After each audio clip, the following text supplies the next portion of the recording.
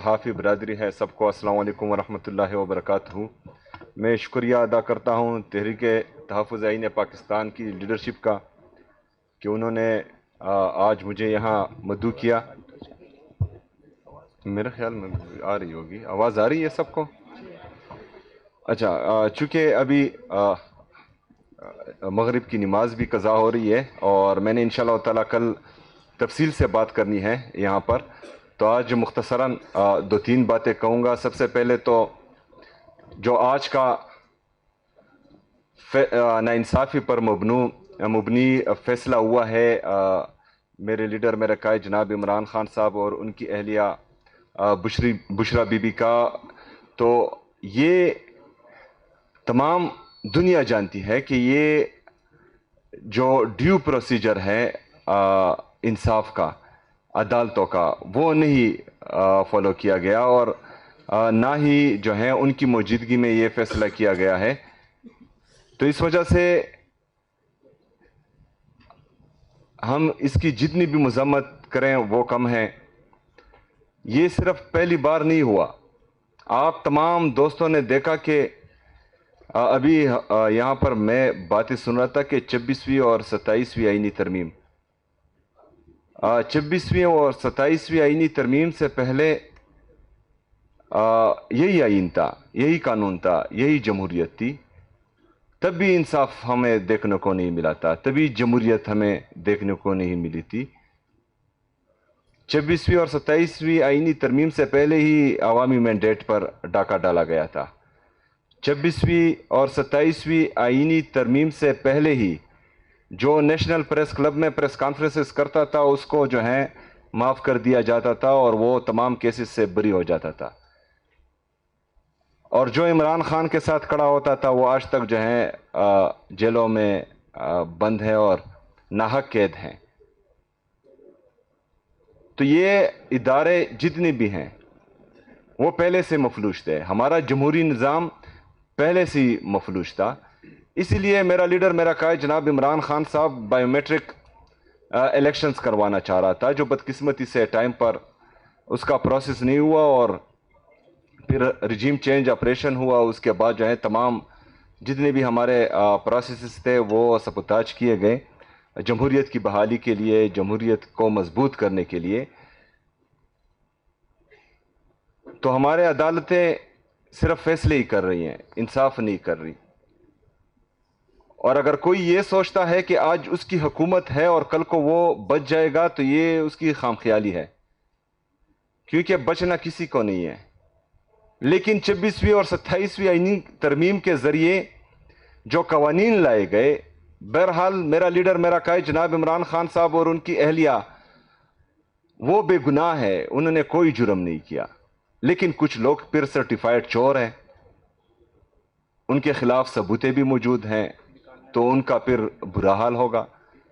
क्योंकि अदालतें तो सारी उम्र मफलूज नहीं रहेगी, जमहूरियत तो सारी उम्र मफलूज नहीं रहेगी। तो ये एक दरवाज़ा खोला जा रहा है और सियासी जमातों को जो है सियासी जमात ही रहना चाहिए।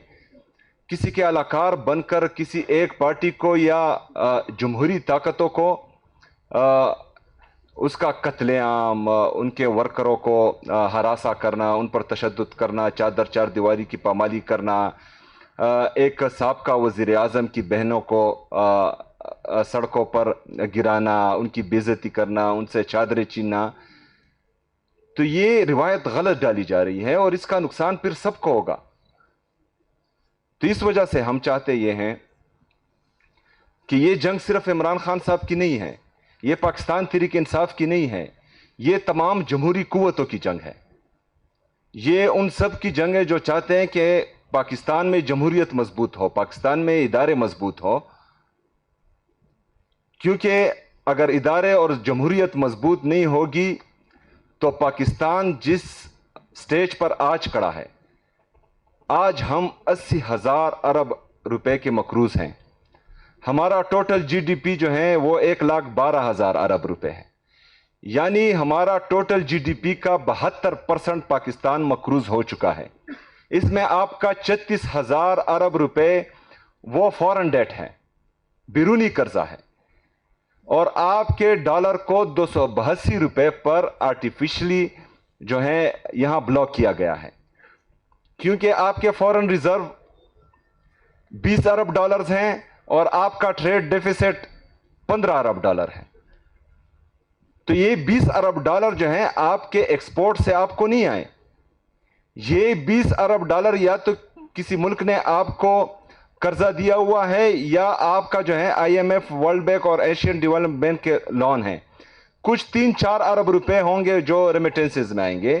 اگر فرض کریں یہ باہر دنیا آپ سے اپنا قرضہ واپس لے لے، یا جو ہیں جنہوں نے آپ کے ساتھ کچھ دوستی کے ناطے رقم رکھی ہوئی ہے، تو آپ کا ڈالر 400 سے تجاوز کر جائے گا، اور یہ 36,000 ارب روپے جو آپ کا بیرونی قرضہ ہے یہ 50,000 سے اوپر چلا جائے گا، اور آپ کے 1,12,000 جو جی ڈی پی ہے اس تک پہنچ جائے گا، تو پھر آپ کا ملک دیوالیہ کر جائے گا۔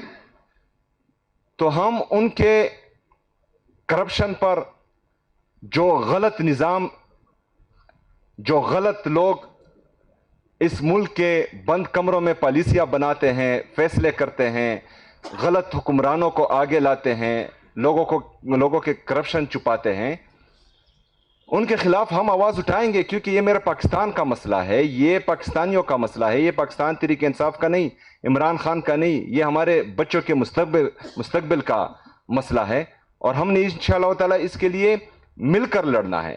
آج اگر جمہوری طریقے سے میں جیتتا ہوں، میری باری ہے، میں حکومت کرتا ہوں، میں ڈیلیور کر جاتا ہوں، تو لوگ دوبارہ مجھے ووٹ دیں گے۔ میں ڈیلیور نہیں کر پاتا تو آپ لوگوں کا نمبر آئے گا، کسی اور کا نمبر آئے گا، تب میں نے انتظار کرنا ہے، آج آپ انتظار کریں۔ تو یہ سارا سسٹم تبھی جو ہے صحیح ہوگا جب ہم ایک دوسرے کی قدر کریں گے، جب ہم اصل میں چاہیں گے کہ پاکستان میں حقیقی جمہوریت ہو۔ ایسا نہیں کہ ہم چارٹرڈ آف ڈیموکریسی سائن کریں اور پھر کونڈولیزا رائس کتاب میں جو ہے میری بھی کہانیاں لکھے اور آپ کی بھی کہانیاں لکھے کہ بیک ڈور پر کیا چل رہا تھا۔ تو اس طرح کی چیزوں سے ہم نے کنارہ کشی کرنی ہے۔ میں تحریک تحفظ آئین پاکستان کی تمام لیڈرشپ کو یہ یقین دلاتا ہوں کہ انشاءاللہ تعالی پاکستان تحریک انصاف کے ادنا ورکر کی حیثیت سے خیبر پختونخوا، جس کے ساتھ مسلسل امتیازی سلوک ہو رہا ہے، جس کے ساتھ مسلسل ایک سوتیلی ماں جیسا سلوک ہو رہا ہے، اس صوبے کے پوری عوام، اس صوبے کی حکومت انشاءاللہ تعالی آپ کے ساتھ کڑی رہے گی، اور آپ کے ہر فیصلے کو، چاہے وہ مزاحمتی تحریک ہو یا چاہے مذاکراتی تحریک ہو، دونوں میں انشاءاللہ تعالی آپ کا ساتھ دے گی۔ شکریہ۔ بہت شکریہ سہیل۔